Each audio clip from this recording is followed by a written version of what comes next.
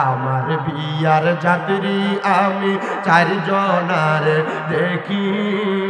আন্দার ঘরে নামাই দিয়া দিব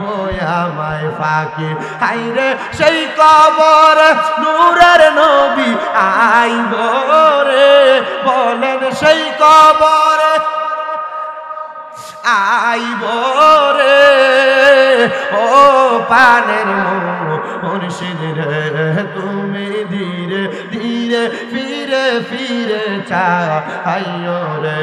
তোমায় ডাক দিলে শেখের দিকে চাইও রে তোমায় ডাক দিলে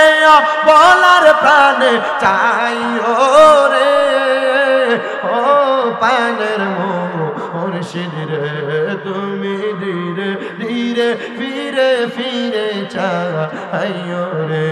হাইরে আম পাতায় জাম পাতায় কত পানি ঝরে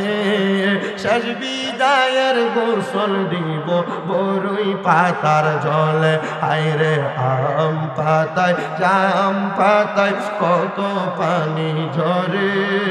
শেষ বিদায়ের গোসল দিব বরুই পাতার জলে হাইরে আতর গোলাপ সুরমা চন্দন ছিটাই দিব রে বলে না তোর গোলাপ সুর চিটাই দিব রে ও পানের মুর্শিদ রে তুমি ধীরে ধীরে ফিরে ফিরে চাইও রে তোমায় ডাক দিলে বলার প্রাণে চাইও রে ও পানের মুর্শিদ রে তুমি ধীরে ধীরে ফিরে ফিরে চাইও রে মুসলমান ও আমার নবীপুর এলাকার বাবারা বন্ধুরা পর্দার অন্তরালের আমার মা বোনেরা নবীর সাহাবী কবরে নবী পাইছে নবী নিজের হাতে জানাজা পড়ে তারে কবরে নামে দাফন করে দিছে কিন্তু আমরা যারা মাহফিলে বসলাম যাদের মা নাই যাদের বাবা নাই তারা তো অন্ধকার কবরে যাওয়ার পর তারা নবীর দেখা পাইছে কিনা আমরা কেউ বলতে পারবো না হাইরে নাদের জামা সরকার বাড়ির মানুষের দলেরা তোমাদের যাদের মা কবরে তোমাদের যাদের বাবা কবরে আজকের মাহফিলের মধ্যে একটু পরে হযরত মাওলানা কারি ইকরামুল হক মুরাদি সাহেব আপনাদেরকে নিয়ে মিলাদ কিয়াম করে দোয়া করবে ওই দোয়ার মধ্যে দোয়া করবেন আল্লাহ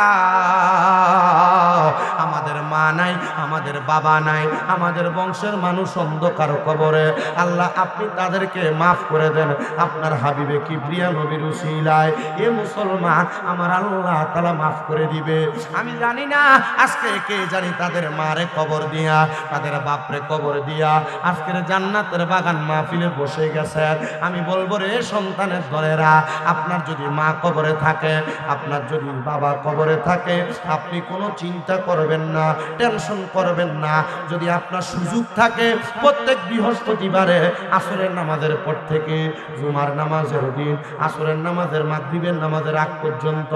আপনি আপনার মায়ের কবরের কাছে বাবার কবরের কাছে যাইয়া পশ্চিম দিকটা পিছ দিয়া মার মুখটা বাবার মুখটা যেদিকে ফিরানো এই দিকটার দিকে ফিরা আল্লাহর কাছে হাত বাড়াইবেন রব্বির হামহুমা কামা রব্বায়ানি সগীরা ওয়া কুর রব্বির হামহুমা কামা রব্বায়ানি সগীরা আল্লাহর নবী কই উম্মতে মুহাম্মদের দলেরা মা মারা যাওয়ার পরে বাবা মারা যাওয়ার পরে কোন সন্তান যদি জুমার দিনে আম্মা আব্বার কবরের সামনে যাইয়া হাতটা বাড়াইয়া দোয়া করে আমার আল্লাহ তাআলা তার মা বাবার জীবনের গুনাহ মাফ করে দেয় আর ওই সন্তানের চোখের মনি কোঠার মধ্যে একটা মাছির মাথা পরিমাণ পানি ছাইরা যদি কান্দে ওই পানি মাটিতে পড়ার আগে আমার আল্লাহ তার মা বাবার জীবনের গুনাহ মাফ করে দেয় সন্তানের দলেরা আপনাদের মা কবরে আপনাদের বাবা কবরে আপনারা মাপ চান কিনা জানি না আমি আপনাদের সবার কাছে বলবো আবদার করব যদি মা বাপ বেঁচে থাকে কোনোদিন ওই মা বাপকে কষ্ট দিয়া থাকেন আম্মা আব্বার কলিজায় আঘাত দিয়া থাকেন